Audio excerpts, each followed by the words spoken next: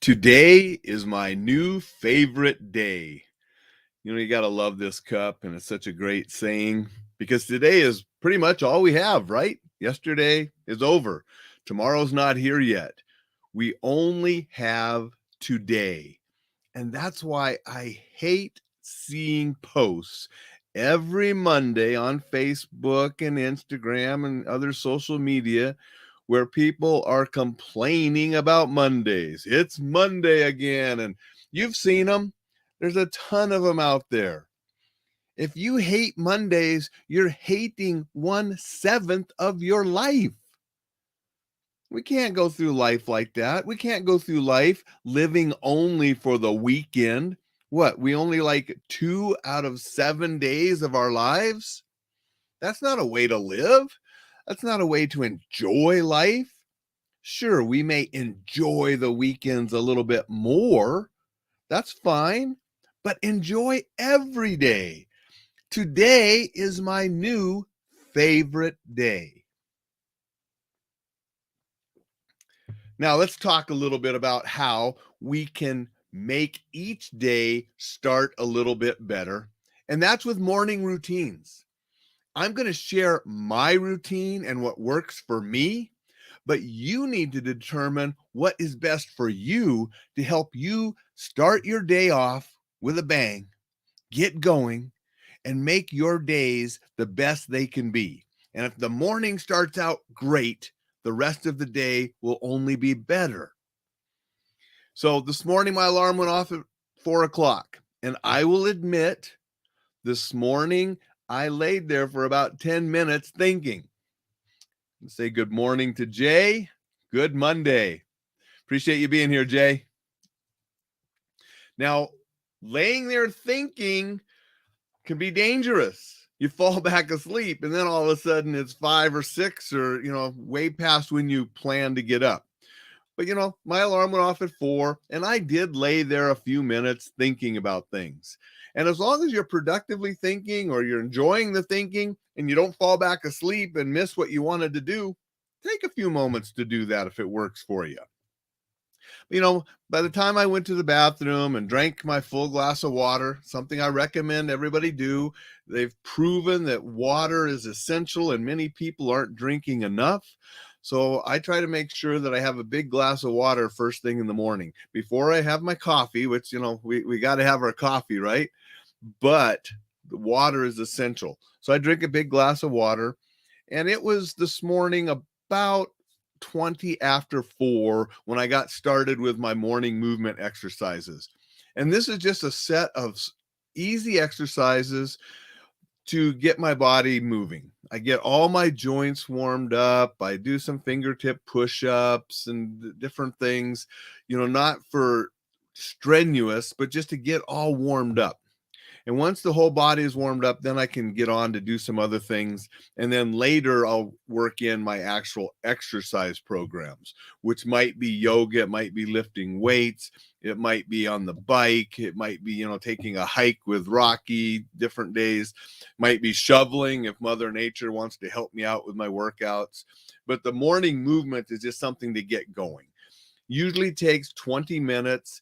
If for some reason I'm in a hurry and maybe I slept in or I had something else I had to do, be on the road or something, traveling, I might shorten that down to a 10-minute routine instead of the 20 minutes.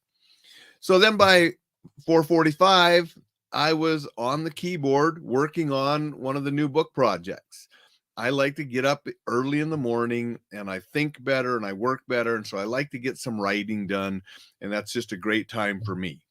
I also like to get some reading done in the mornings, and I do the social media posts. I'll get on, and if you've seen my social media, you know that I post a different thing every single day of the year with no repetition during a calendar year on several pages.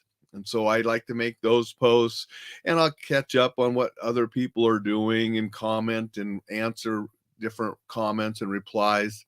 So that's sort of my basic morning. Then you got to shower and brush your teeth and get cleaned up. And now part of my morning routine is being here with you at 8 o'clock every morning. That's a commitment that I made this year. And so it's a part of my morning routine. It doesn't matter what you do for your morning routine as long as it helps you. Sometimes I'll try to put in a 5 or 10-minute meditation session. I don't do real long meditation sessions, but often I'll do the 20 minutes morning movement and then 5 or 10 minutes meditation. So, it's about a half an hour. And that will then get me going, and then I'll get on to writing and different things, and then a different workout later. But I really encourage some kind of breathing or meditation at some point in your day, because that's also proven to be healthy and help us with a lot of different aspects of our lives. So that would be something I would encourage you to work into your routine sometime as well. The reading that I do, people that have seen my social media know that I am always reading multiple books. I'll have a novel going on. I'll have a book or two on success. I might have a biography going. I might have a funny book. Right now, I'm reading the ominous version of The Deadly Hands of Kung Fu, big 1,000-page collection of all those magazines back from the 70s. That was a gift from my daughter last year, and I finally worked it into my reading. I also like to have a book on martial arts and or safety or something in that field always going on. So I have multiple books all the time. Now, some days I might read a chapter out of a number of those books. It might be a weekend where I take a 2-hour reading period and I read chapters out of 5, 6 different books. Some days I might only be reading out of one book. Okay. But I encourage everybody to include some reading in their daily routines as well. In the morning's a good time, but then I will make times other parts of the day to read as well. And that's how come I get so much reading done a year. My minimum is 101 books a year. Last year I shattered that and I read 160 some books. And again, some of those books are giant, big, thick books. Some of them are really thin, easy books. I read all types of stuff. I encourage you to read the things that interest you and that you enjoy. And I would hope that some of the reading that you do, or it could be watching videos or other educational type programs, but I hope some of those are on safety, self-defense, preparation to help you be better prepared to keep you and your family safe. Okay. And some of the stuff that I provide fits into that category. So if you're looking for something, I'm trying to provide some of that for you as well. Because besides our morning routines, we also have other routines and things that help us get through the day, get through the week, get through our lives. And some of that are our habits. And I want you to have safety habits incorporated into what you're doing. And you're going to learn those habits through my programs and other people's programs and books and resources that teach you how to be more safe. And then I want you to incorporate that stuff into your life. I mean, don't just read a book that says lock your doors. Take a moment, think, am I locking my doors? And make that a habit. And when that's a habit, make something else a habit. Most of us now have wearing seat belts as a habit. Didn't have that when I was a kid. Nobody wore seat belts way back when. I mean, heck, we were in the back of the pickup truck going down the interstate, right? We were just playing in the back of the pickup. But, times have changed. Seat belts are proven to save and help people in accidents.